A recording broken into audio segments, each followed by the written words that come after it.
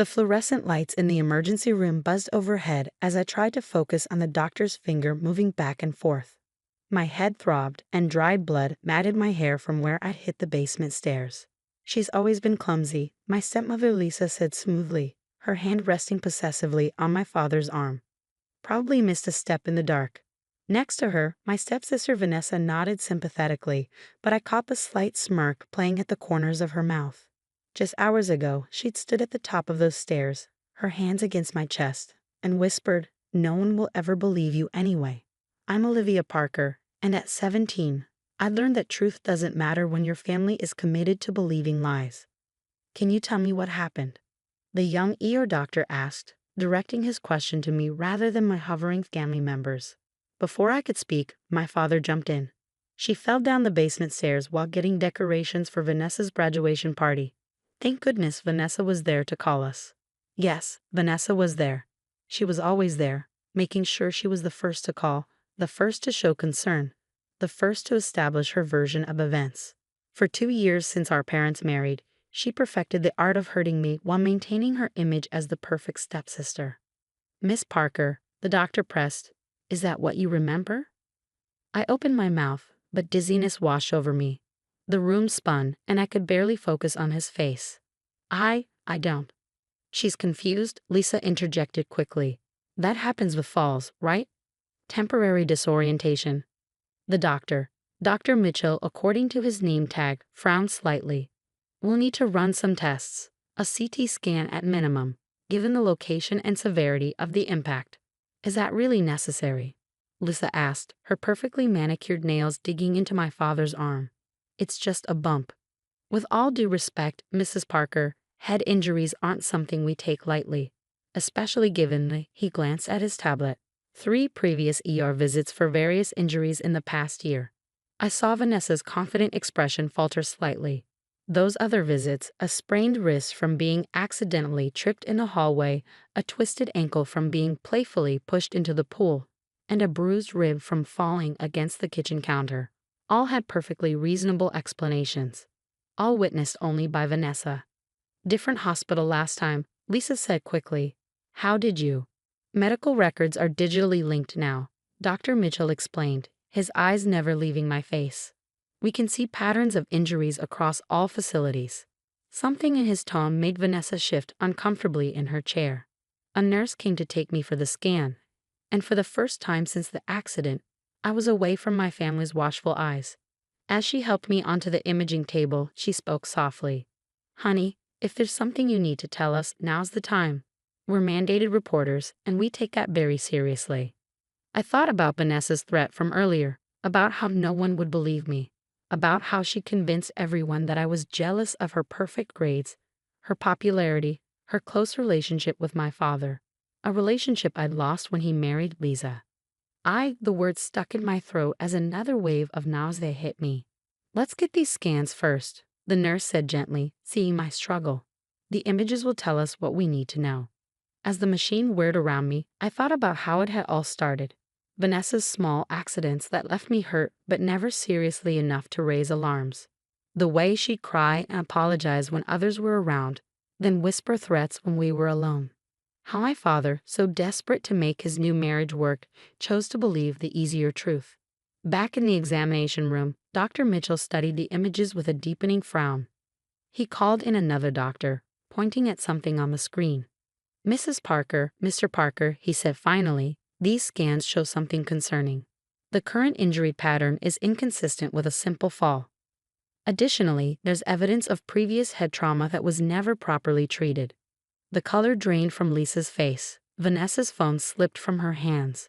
"What exactly are you suggesting?" my father asked, his voice tight.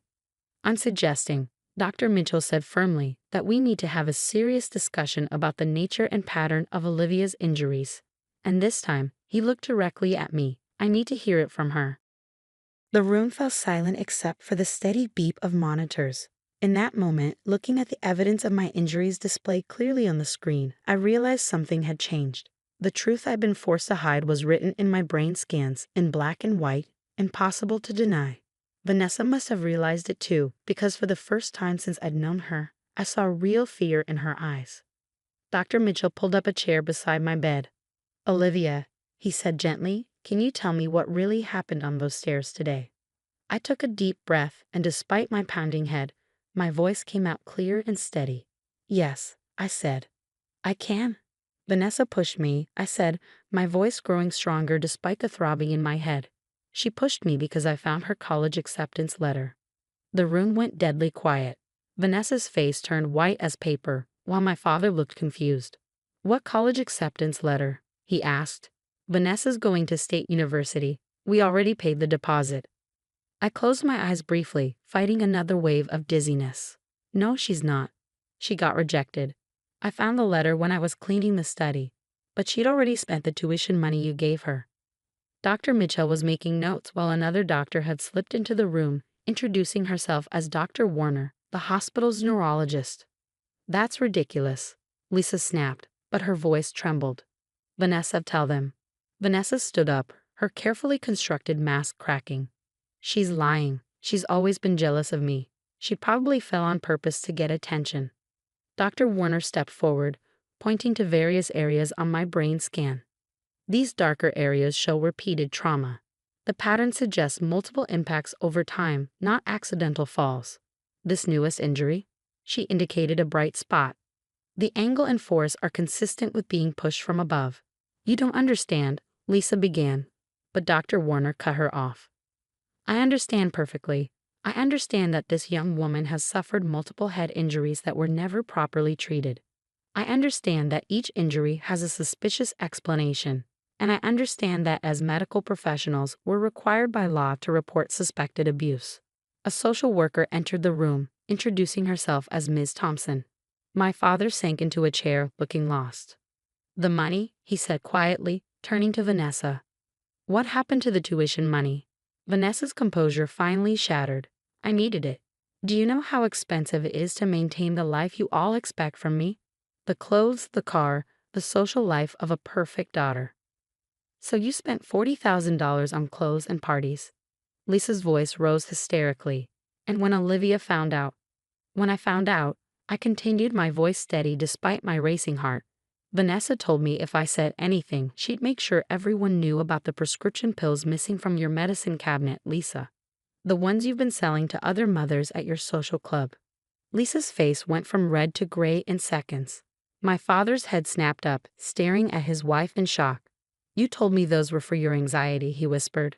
The social worker was taking rapid notes while Dr. Mitchell quietly called security to stand outside the door.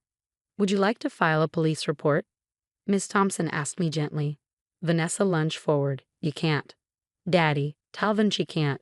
I'm your daughter." "So am I said quietly, "or at least I used to be." My father covered his face with his hands, shoulders shaking.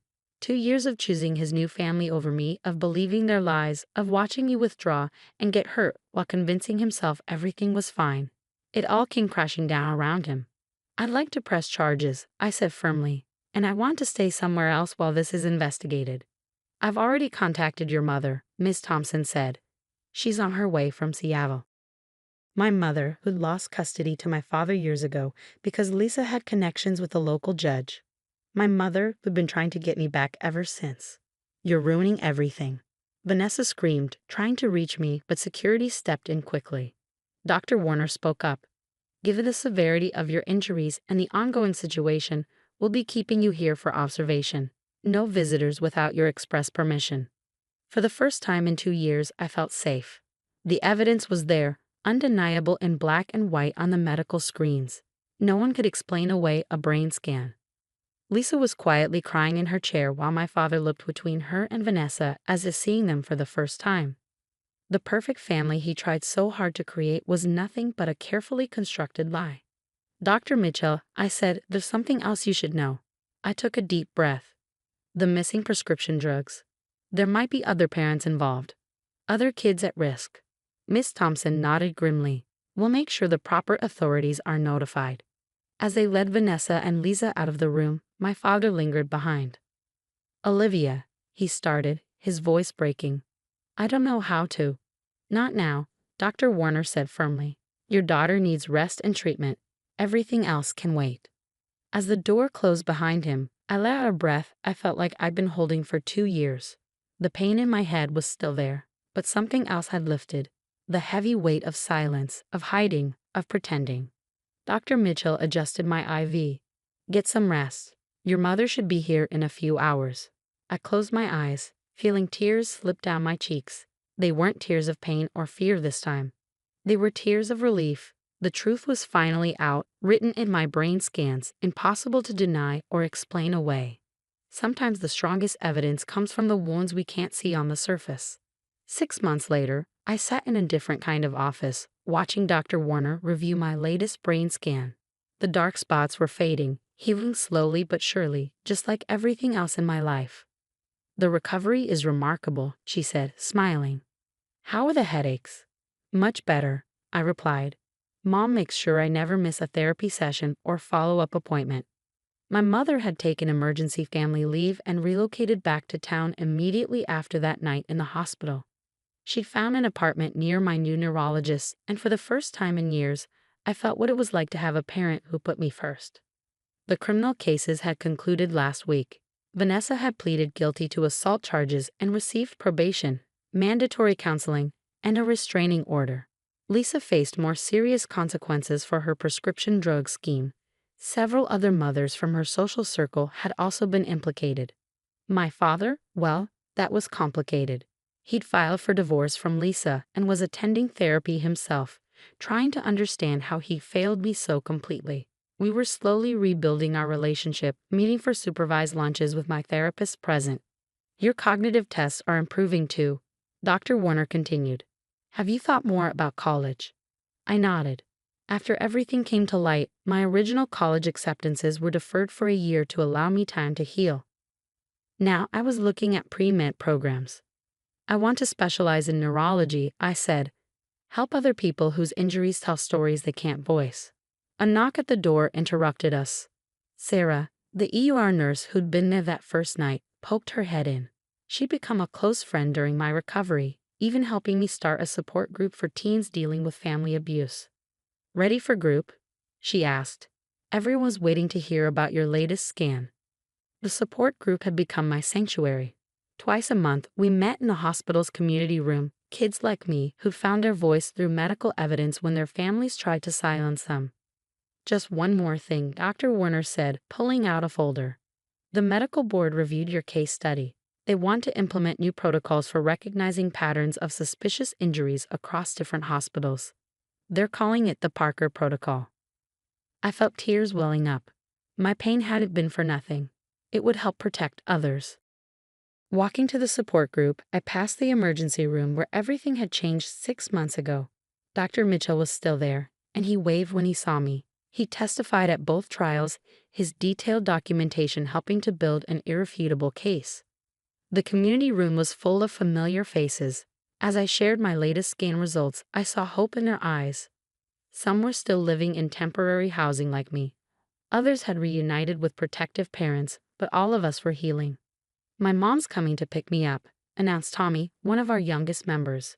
The bone scan proved I didn't break my arm playing soccer like my stepdad said. We all clapped, another truth revealed through medical evidence, another child saved. After the meeting, my mother was waiting outside.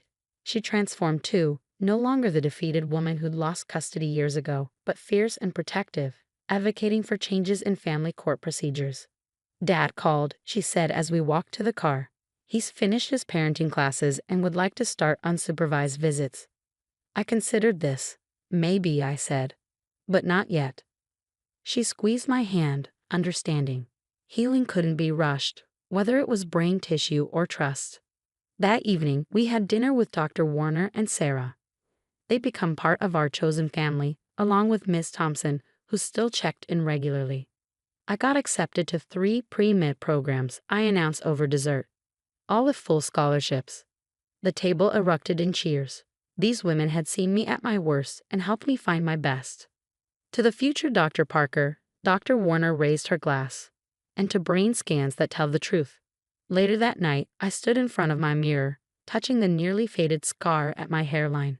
It would always be there, like the images in my medical file, a permanent record of what happened. But it no longer defined me. My phone buzzed. A text from Vanessa's counselor asking if I'd be willing to participate in a restorative justice session. I wasn't ready for that yet. Maybe someday, but for now, I needed to focus on my own healing. I opened my laptop to work on my medical school application essay. The prompt asked about what inspired my interest in medicine. I began typing. I learned that healing comes in many forms.